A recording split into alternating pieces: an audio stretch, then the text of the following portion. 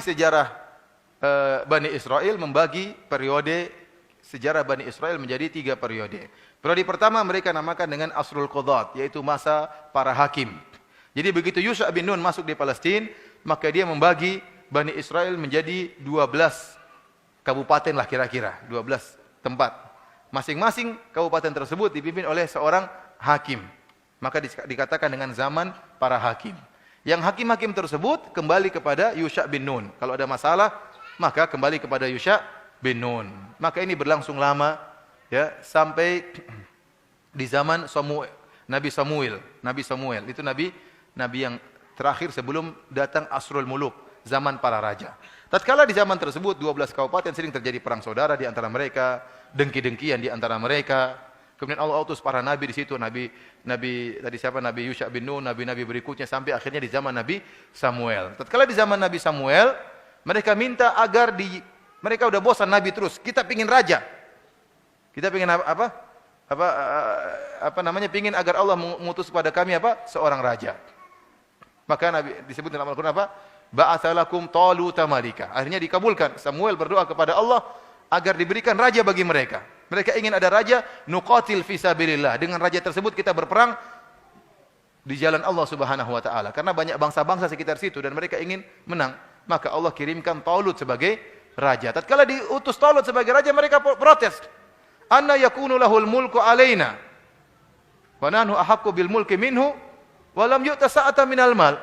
Bayangkan, sudah minta kepada Allah kirim raja, Allah tentukan si Talut yang jadi raja, mereka protes. Oh, enggak bisa kalau Talut jadi raja. Yang pilih siapa? Allah Subhanahu wa taala. Mereka protes dengan keputusan Allah. Kata mereka, dia enggak punya duit. Masa mau jadi raja? Raja harus punya duit. Kita punya harta lebih banyak daripada dia. Inna Allah astafahu alaikum wa zadahu basatan fil ilmi wal jism. Dibantah oleh Nabi Samuel dengan mengatakan bahwasanya Allah telah memilih Talut sebagai raja bagi kalian dan Allah telah berikan dia ilmu dan meskipun tidak punya duit tapi badannya tegar, kokoh, hebat dan dia punya ilmu, maka pantas jadi raja. Talut ini dalam kitab Injil disebut dengan Shaul. Antum tidak akan dapat kalimat Talut, tapi mereka namanya Shaul. Terkadang namanya dirubah-rubah ya. Seperti Ibrahim jadi Abraham. Daud jadi David. Sulaiman jadi Solomon. Juleha jadi Julia. Di antaranya Talut menjadi Shaul. Inilah raja pertama mereka. Maka berubahlah periode para hakim berubah menjadi periode para raja. Mulailah raja-raja muncul tatkala itu. Ada nabi, ada raja. Ada nabi, ada raja. Ada nabi, ada raja. Nabi sendiri, raja sendiri. Ya. Mereka bosan kalau mimpi nabi, pinginnya raja. Sampai akhirnya ada nabi sekalian raja, yaitu Nabi Daud alaihissalam. Nabi Daud alaihi salam. Setelah Nabi Daud raja terakhir mereka Nabi Sulaiman alaihi salam. Mereka mencapai puncak kejayaan di zaman Nabi Sulaiman. Di zaman Nabi Sulaiman Nabi Sulaiman membangun Haikal Sulaiman. Apa Haikal Sulaiman? Posisinya di mana? Di Baitul Maqdis. Dibangunlah Haikal Sulaiman. Disitulah puncak kejayaan mereka. Namun para hadirin yang rahmati Allah Subhanahu wa taala, setelah Nabi Sulaiman meninggal, maka terjadilah perang saudara di antara mereka. Yang kemudian dikatakan oleh para ahli sejarah Yahudi, sejarawan Yahudi, mereka mengatakan maka masuk periode ketiga yang disebut Asr Inkisam Mamlakat Bani Israel. Zaman di mana terpecahnya kerajaan Yahudi. Terpecahlah menjadi dua. Ada dua orang yang ribut. Yang satu bernama Rohboam bin Sulaiman. Rohboam anaknya Sulaiman sama Yurboam bin Nubat. Dua orang ini ribut, sama-sama orang hebat. Setelah Nabi Sulaiman meninggal maka ributlah.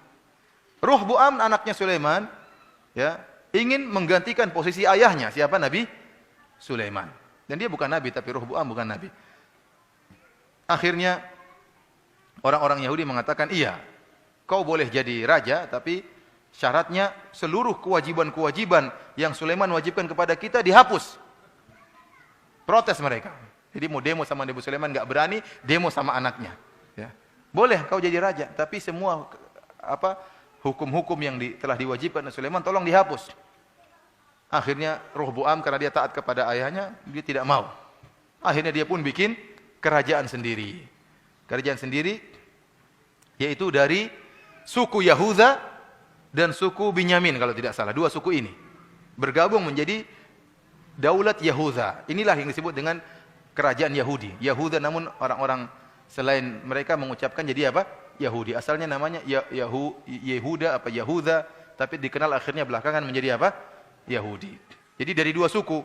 Suku apa tadi? Suku Benyamin sama suku Yahuda.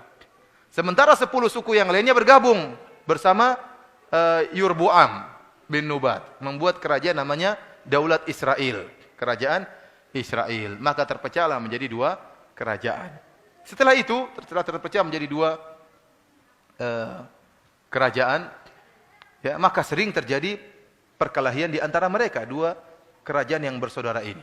Saling berkelahi, kadang musuh-musuhan, kadang bekerja sama tatkala ada bangsa-bangsa lain yang ingin apa? Menyerang, mereka kerjasama, terkadang mereka perang-perangan, terkadang mereka kerjasama. Dan ini ratusan tahun berlaku, sampai akhirnya datanglah suku-suku luar menghancurkan kerajaan Yahuda. Kemudian juga menghancurkan kerajaan Israel. Akhirnya mereka terusir dari apa? Dari Palestina. Kemudian datang, entah disebutkan dalam sejarah, pertama raja ini, kemudian raja ini, Raja Babel, Raja Bukhtanasar mengusir mereka. Kemudian dia menghancurkan Haikal Sulaiman. Ya. Disitulah zaman di mana Taurat hilang. Ya, mereka carut marut ke sana ke sini. Dan itu sejarahnya antum bisa baca di Injil. Mereka sebutkan di Injil. Allah alam sejarah itu benar atau tidak, tapi termaktub dalam kitab perjanjian lama disebutkan tentang kisah perjalanan bagaimana kondisi orang-orang Yahudi setelah itu. Kemudian akhirnya datang juga Farain Mesir. Datanglah orang Mesir menguasai apa? Menguasai Palestina. Ya. Kemudian datang lagi raja yang lain. Setelah mereka masuk ke situ Mesir masuk ke Palestina, diusirlah orang-orang Yahudi. Kemudian datang lagi raja berikutnya dari Persia. Tatkala datang seorang raja, saya lupa namanya, dari Persia datang, kemudian Yahudi dipanggil lagi kembali untuk tinggal di mana? Di Palestina. Kemudian datang lagi raja berikutnya, yaitu dari Romawi. Maka diusirlah raja dari Persia ini, kemudian Bani Israel pun diusir dan disiksa. Kemudian Haikal Sulaiman dihancurkan untuk kedua kalinya. Tinggal satu tembok saja yang tidak dihancurkan, hanya diizinkan orang Yahudi untuk datang ke tembok tersebut setahun sekali. Yang sekarang dikatakan dengan apa? Tembok apa? Tembok tangisan, tembok apa? Ratapan, tembok ratapan. Itulah sisa dari Haikal Sulaiman yang masih tersisa. Yang lain semua sudah dihancurkan. Dari sini para hadirin rahmatillah subhanahu wa ta'ala, apa yang digembar-gemborkan di internet, bahwasanya ada seorang ilmuwan dari Indonesia yang mengatakan bahwasanya Haikal Sulaiman itu adalah Borobudur. Ini konyol yang paling parah ini. Ya, jadi katanya Haikal Sulaiman itu adalah Borobudur. Kita bilang enggak benar. Ditemukan kembali Haikal Sulaiman. Kalau itu Haikal Sulaiman, maka tentunya orang-orang Israel akan ke sini, ya. Ingin merebut apa? Borobudur. Kemudian mana buktinya itu Haikal Sulaiman? Seharusnya kalau itu dulu Haikal Sulaiman, pasti ada keturunan Yahudi di sana, di mana? Magelang. Pasti banyak orang hidung-hidung mancung, ini pesek-pesek terus. Maksudnya tidak ada yang gaya-gaya Yahudi. Semuanya orang Indonesia seperti kita sama-sama. Ya. Oleh karena itu kedustaan. Dan ini kekonyolan. Ya. Jangan sampai ketahuan sama negara luar. Ada ilmuwan goblok dari Indonesia seperti itu. Gimana Haikal Sulaiman di Borobudur? Bahkan saya yakin bahwasanya Borobudur itu dulu adalah orang-orang musyrikin. Karena patung-patung. Orang-orang musyrikin, kemudian Allah siksa mereka dengan dibenamkan di dalam tanah. Kemudian sekarang digali lagi untuk dihidupkan lagi kesyirikan yang pernah ada. Itu bukan Haikal Sulaiman. Haikal Sulaiman di Israel, ma'ruf. Makanya orang sekarang, orang Yahudi datang setiap tahun menangis di tembok tersebut, dan mereka ingin mendirikan negara Israel Raya. Harus dibangun di atas Haikal tersebut. Itu yang mereka yakini. Maka mereka berusaha untuk menguasai Palestina. Karena itu awal dari kerajaan mereka secara agama, mereka yakin itulah awal kejayaan mereka dengan menguasai Haikal Sulaiman, membangun kembali kerajaan Sulaiman.